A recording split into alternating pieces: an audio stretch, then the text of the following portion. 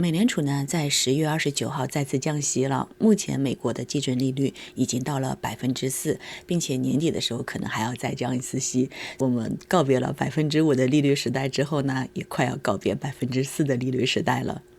所以我们趁着现在利率还没有彻底降下去之前呢，来看看还有哪些地方可以锁到4%或者以上更高利率的定存。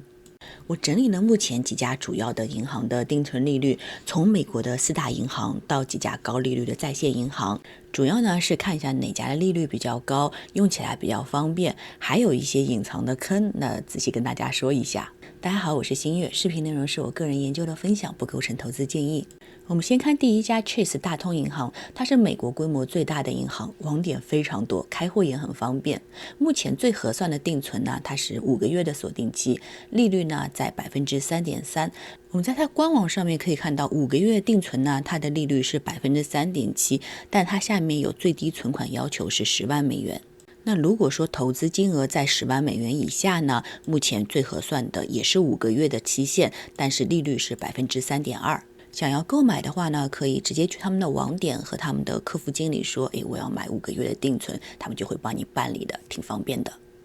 第二家是美国银行 Bank of America， 它目前最划算的一档 CD 呢是7个月的，然后利率是3.51%，最低的存款要求是1000美元。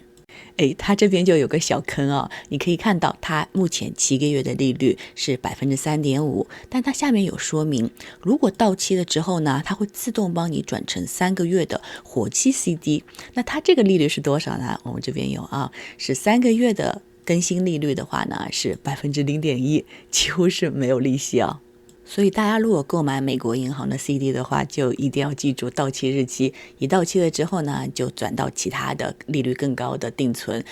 不然的话这钱放在那边就浪费了。第三家是 Citi 花旗银行，它现在呢6个月的定存利率是3.5%，也是没有存款要求的。在它网站上面我们可以看到，它3.8%的利率呢是有最低存款要求是10万美元以上，那在10万以下的资金呢，它目前的利率是3.5%，存期的话是6个月。同样的，它也是受 FDIC 保险的，每个人每家银行最高有25万美元的额度。第四家是 Wells Fargo 富国银行，它11个月的定存 CD 利率呢，目前是3.5%，最低存款要求是5000美元。他们家的利息虽然不算高啊，但是呢，考虑到就是今年年底和明年初都有可能要降息的情况下，如果现在想要在大银行锁定稍微长一点的定存的话呢，11个月3.5%的利率相对而言会比较合算一些。除了传统的大银行之外呢，还有几家在线的银行，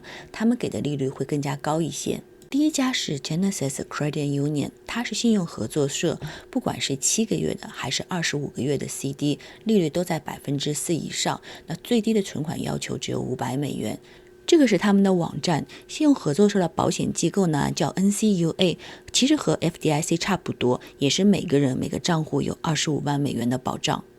第二家是 Marcus， 它是高盛旗下的线上银行，它目前呢14个月的定存 CD 利率是4.1%，最低存款要求也是500美元。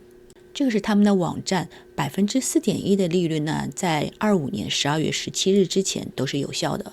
第三家是 Discover Bank， 目前的利率是3.85%，锁定期限是12个月，最低存款没有要求。虽然说他们家利率不是最高的，但是呢，它属于一家比较老牌的在线银行了，他们的信用卡和活动都比较多，我把它放在这边给大家做个参考。总结一下，现在大银行的定存利率呢，大部分在3%到3.5%之间。那如果说在线银行的话，你可以拿到4%左右的一个利率。那如果说你预期未来还会继续降息，大概率是会的啊。那现在锁一部分中短期的高定存呢，还是一个不错的时间点。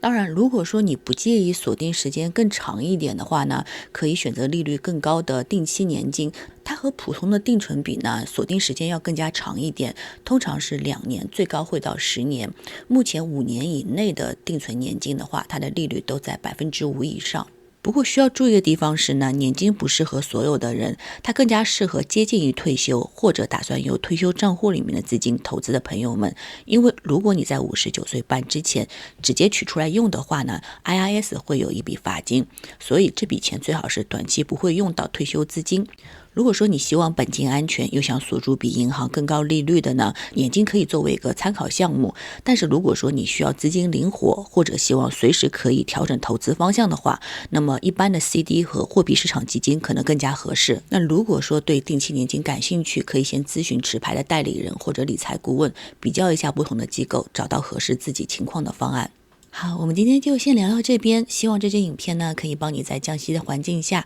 了解哪些地方还能锁比较高的利率。如果你对哪个方面的理财内容特别感兴趣，也可以在留言区告诉我，我会挑大家想知道的主题，在之后的影片里详细的讲给你听。喜欢这个影片的话，可以帮我点个赞，然后订阅一下频道。我是新月，我们下期再见了。